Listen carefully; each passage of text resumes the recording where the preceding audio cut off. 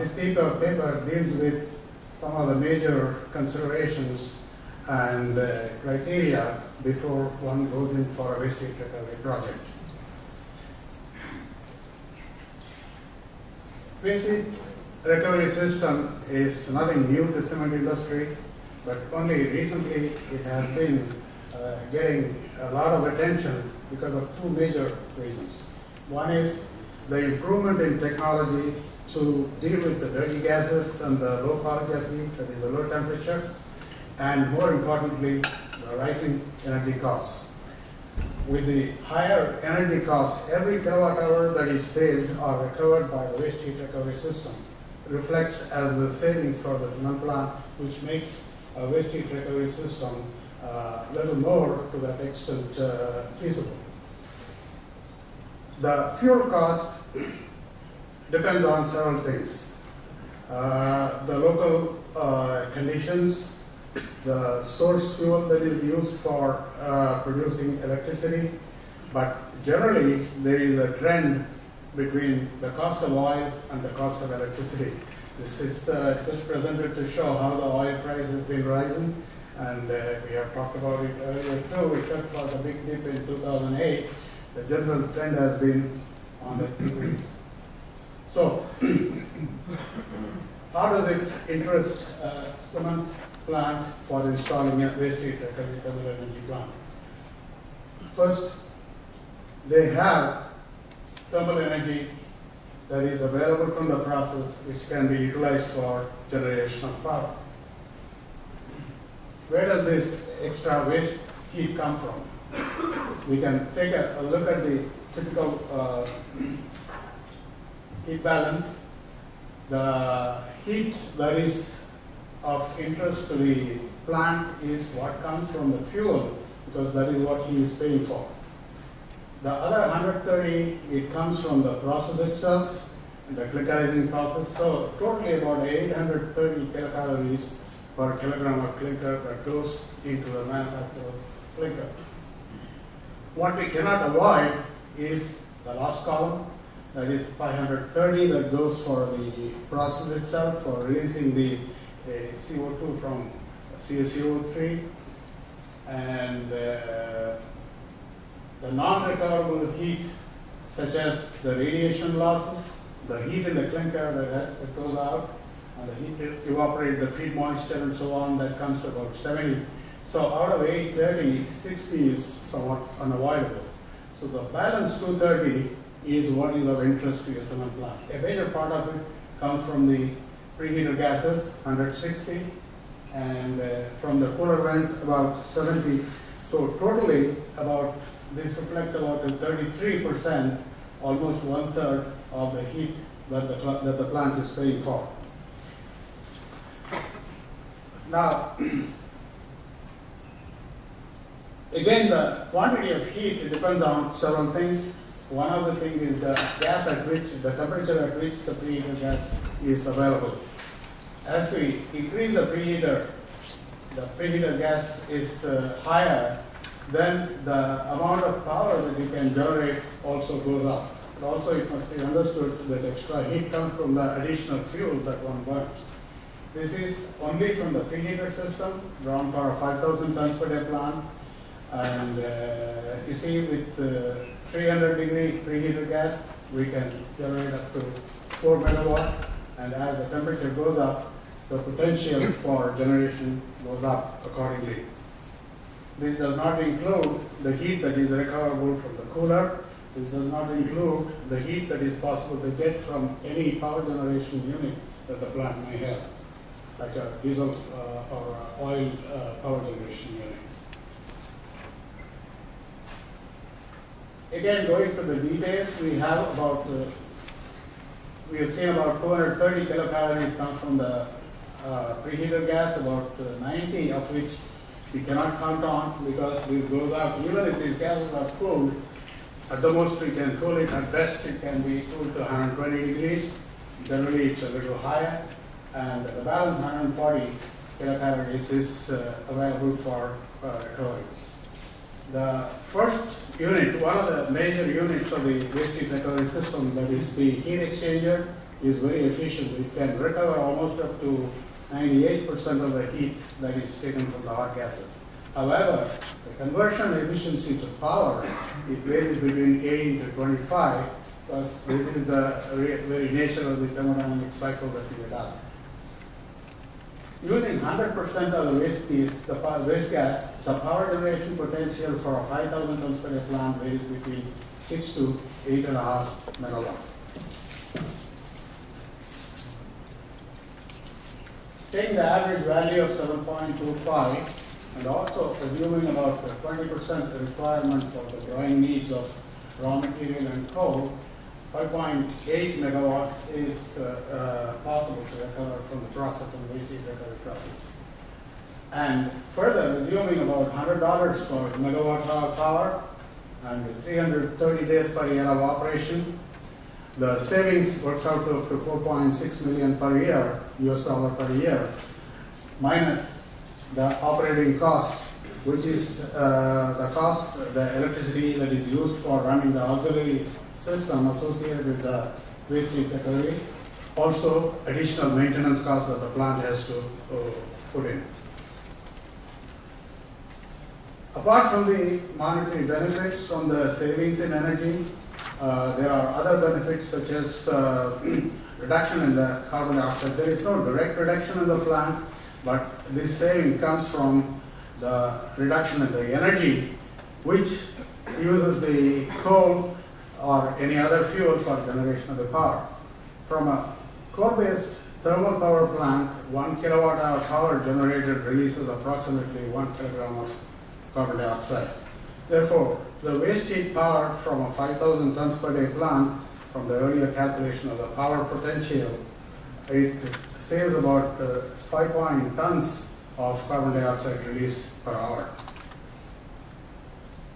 In addition to these benefits, we also have to reckon the quality of power that is available.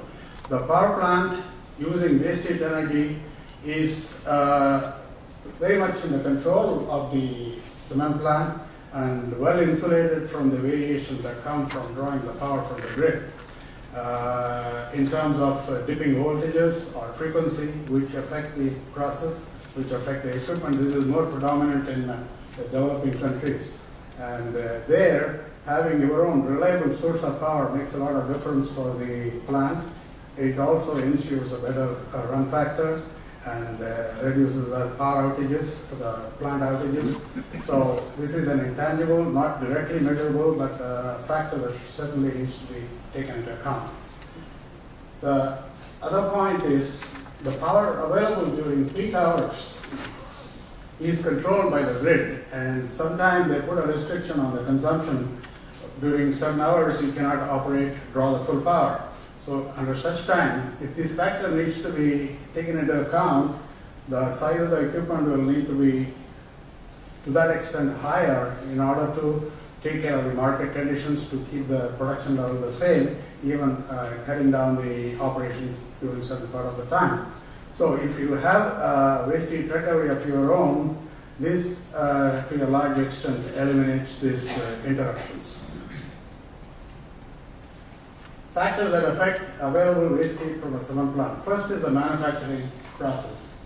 Now, the modern plant using a 5 or 6 stage preheater, precalciner, and consuming the lowest level of energy, heat energy, it gives some amount of power. And more inefficient the plant becomes, then the heat that is required for producing clinker remaining the same, the extra energy that you put in reflects in terms of higher quantity of gas or higher temperature, which is a source for waste heat energy. Well, so the waste heat, what we call, need not be a waste anymore if you are a way of utilizing in such plants, tapping this power and producing electricity. The long dry process kilns, which some of which are still in operation, they consume much higher levels of fuel, and this presents a much better place to incorporate a waste heat recovery system. even though the plant is inefficient, the inefficiency can be effectively utilized for generating power. The raw material moisture is another major consideration. We cannot very much have a control over this. However, from what is available to the time that it is taken into the plant, whatever precautions one can take that will help in increasing the availability of the waste power. Simple measures like adopting the right mining policy, taking the material from the right places during high rainy seasons, and also by putting a cover for the storage areas. These things reduce the amount of moisture that gets into the system and therefore saves the available heat for manufacture of power. A simple example of how the raw material moisture affects the availability of waste heat is, if you take a 5,000 tons per day plant, take a balanced raw material production capacity. If the raw material moisture is higher, the temperature that is required coming out of the conditioning tower, I'm assuming a vertical Raman configuration, it comes down to assuming 300 degrees the temperature of the preheated gas. As the moisture goes down, goes higher, we need to, the temperature that is available keeps increasing. So from here, the temperature keeps increasing. That is at say 7% moisture, we need to have a temperature of almost 300 degrees. At 5%, we can cool it down in the conditioning tower to 260 or so, which is enough to dry up the moisture. In this graph, it is also assumed certain constant level of moisture exists in the cold mill. Only the remaining heat is used for generation of power. And in the other side, it shows the heat that is in a conventional plant where there is no waste heat recovery system. The cooling is effected in a conditioning tower. So this reflects the amount of heat that needs to be taken out for various levels of moisture. And in other words, this is the heat that is actually available for generation of electricity. Added to this, of course, there is a constant level of heat that is coming from the cooler. That does not vary very much, assuming that the coal mill is utilizing the preheated gas for drying. This is a simple system. Just to illustrate the concept, we have a heat source, which is the preheater in this case. The hot gases pass through the boiler system, and the boiler generates the steam that runs the turbine, which in turn runs the generator. The power can be connected to the plant's power grid. Then, before this steam is recycled, it goes through a condenser. There is a separate cooling system that is installed here. There are three systems. One is the boiler, the other one is the power generation, the other one is the condensate system. Now, the considerations for waste heat recovery for any plant. First thing is, of course, the low investment cost, which is doesn't need much explanation. Then the low maintenance cost, because different systems are prone to different maintenance costs, so it depends on the type of system that we incorporate. Then high efficiency of the boilers. Most of the boilers are very highly efficient, about 98% as I said. However, it needs to deal with dust and the fouling factor from the dust that goes into the design of the boilers. Then high efficiency of the thermodynamic cycle, whether we have a steam cycle or organic Rankine cycle or Kalina cycle or any other cycle using different media, the system efficiency is different. And what is applicable to each plant is a specific case that needs to be evaluated. It depends on very different conditions, like what is the local labor cost, what is the maintenance, what is the level of skill, and other considerations that the plant may have regarding the number of people to be used for maintaining the waste heat recovery system and so on. The choice of optimum system for specific conditions is one of them is, of course, to deciding on what is the right type of system that is suitable for the plant. And the other one is also depends on the plant's condition. Like if it has got a vertical roller mill or whether it has got a ball mill, we need to have a different kind of system for installing the boilers.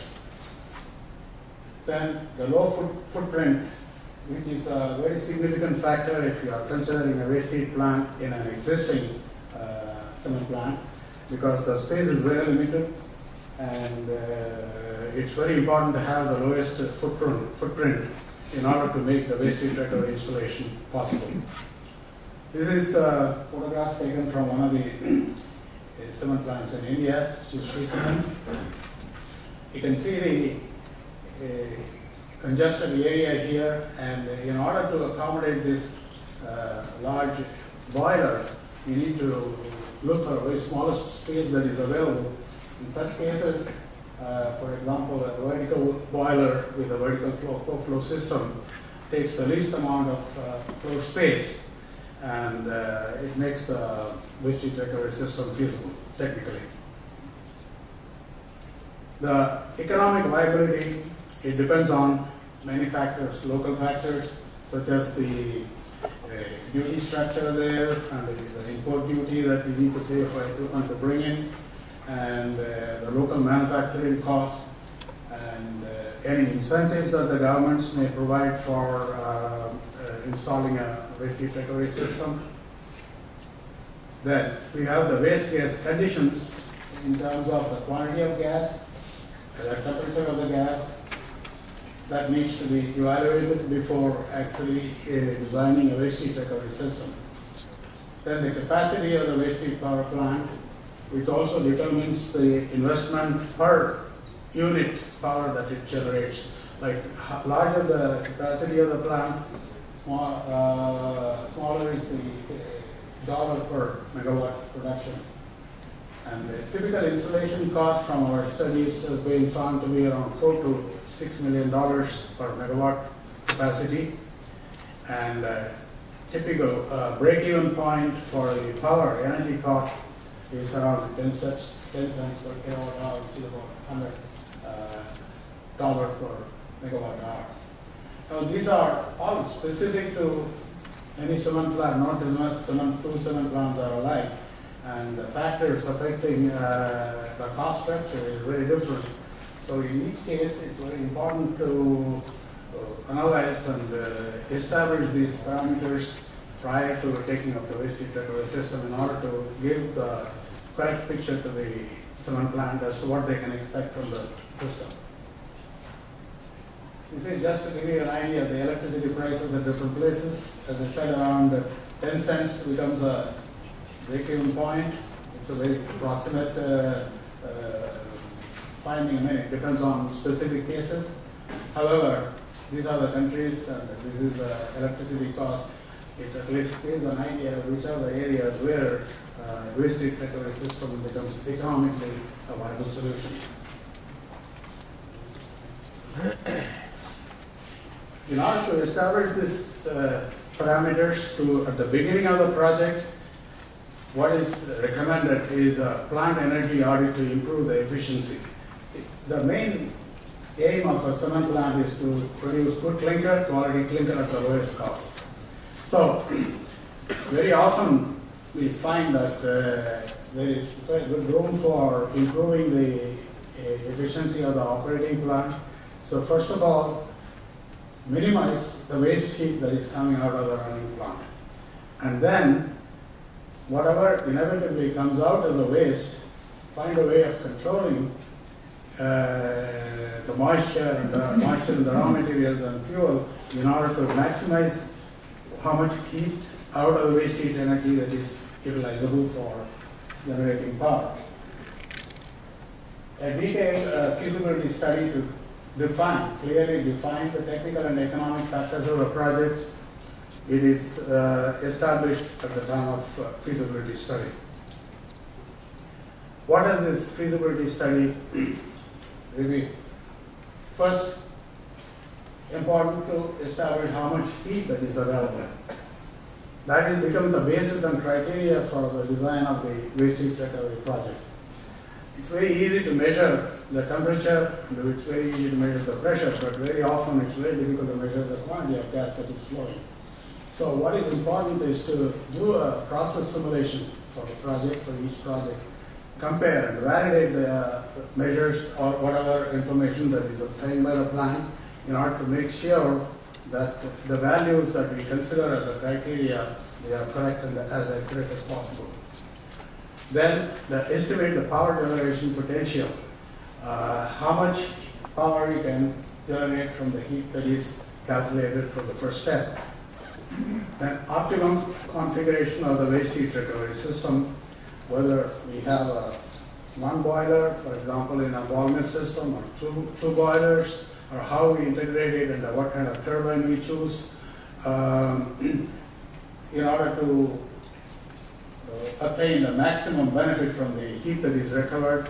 A detailed study will need to be done on the optimal configuration of the waste heat recovery. Based on all these sizes established so far, then it's important to calculate the correct, accurate CapEx and OpEx estimates as accurate as possible at this stage of the project. Then the layout options, which is again, as I said, more significant in the case of retrofit job, where the places are very limited, and very often the foundations for the new boilers interfere with the existing preheater or the silos nearby.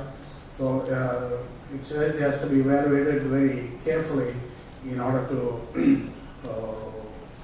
establish where best to put this equipment, the various equipment.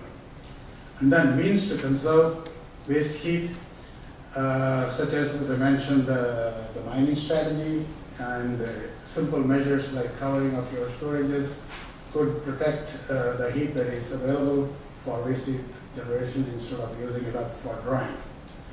Then finally, the execution strategy, at what stage, what equipment is ordered, and what are the pre-engineering required in order to effectively establish the costs.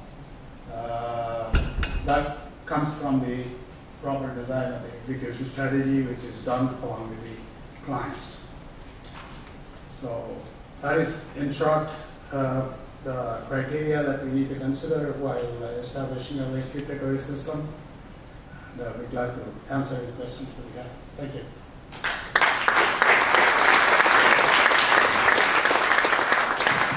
Thank you very much indeed, Jay. Are there any questions from the floor? Yes, we're going to go to the back there. Just while I go over, do you have any impressions on which are the best systems to use, whether or not it's a Rankine cycle, organic Rankine cycle, or Kalina cycle? Now, we are not, sorry? Whose question was that? Add on to that, would you be able to elaborate a little bit about what stage the steam Rankine cycle starts looking better, and below, and what stage the ORC starts looking better? Okay, so that again, if you look at different scenarios, when the SRC starts looking better economically, and when ORC will start looking better for this platform. Did you get it? It's a continuation of the same question that I asked you. And in fact, I think this is a question that a lot of the people here want to know. Of the three main different options, which is the best one for them? That is again specific to the cement plant, depending on the temperatures that are available. And for example, one system is more maintenance intensive than the other system. Depends on the local labor costs and so on. Just a simple example, steam-based cycle will be cheaper, according to what we have found. However, it needs a little more intensive maintenance. And where the labor costs are higher and people don't want to have many people for maintaining the system, maybe other system like organic Rankine cycle will be more helpful. So the economic analysis I have not done, but it can be done for specific cases. Engineering Narayana from the Transport Company. You said that the type of the mill is also affecting the system, if it is vertical mill or it is ball mill. And you said also that the initial cost is very, it is low, which is, I don't agree, it is high. Thank you. Which is the initial? Okay, answer your first point. The configuration depends on the total system. Like, you know, a vertical roller mill can take all the gases that is coming out of the preheater. Therefore, generally what is done is it is cooled in a conditioning tower to a temperature level which is required for drying of the raw material. So one boiler in the downcomer will do the job. In the case of a ball mill, it cannot take more than maybe 30% or 40% of the gases. So it can be done in two ways. First, we cool it down to a temperature that is required for drying. And the remaining gases, you don't cool it down, but you cool it down all the way down to say 150 degrees or 120 degrees, and then try to recover the most from that. Take only the part of the gas that is required for the ball mill, and then use it for drying purpose. Or in some places where the conditioning tower is after the fan, after the preheater fan, then we cool it down in the first stage to allow that the ball mill needs. The rest of the gases, you don't put it in the conditioning tower, use it in a second boiler, and then use it for integration of the steam. So it's a question of whether you have one boiler or two boilers. It depends on what kind of mill you have. And also it should be kept in mind that recovery from a lower temperature needs a larger surface area, so the boilers become more expensive. It again needs an economic study to see which is feasible. Michael from Chicago, Heidelberg Cement. In case we were doing a project and there's a supply from a supplier which starts from a boiler and ends with the power distribution system.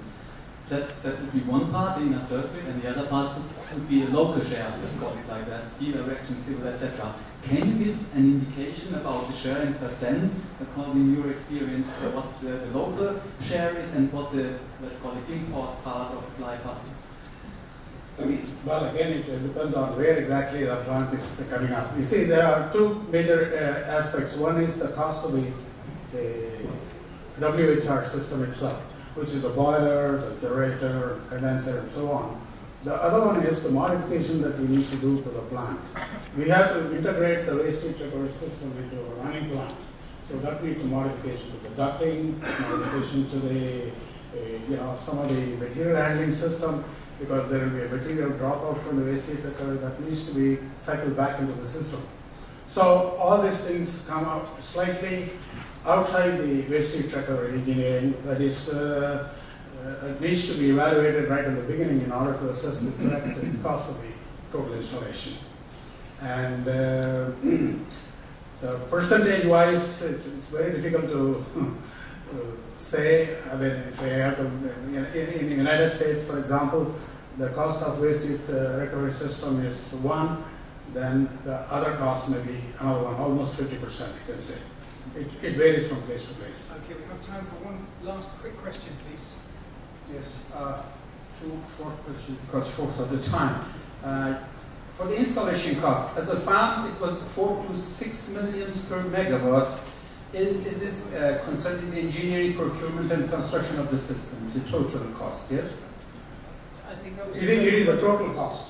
Okay, so for the equipment, installations, everything. For let's say 3 to 4,000 tons per day clinker, it means that if you consider 5 megawatts of waste energy electricity, it means it's up to $30 million US. Yes. It is not too expensive. Well, because the price is much less than this. This is just a general range that we have found from our studies. For some of the projects we have evaluated in the United States, it varies considerably. And then, have you got any experience regarding the break-even point concerning the cents per kilowatt hours in which price of electricity the system would be feasible? I did mention that it's about 10 cents is the threshold level.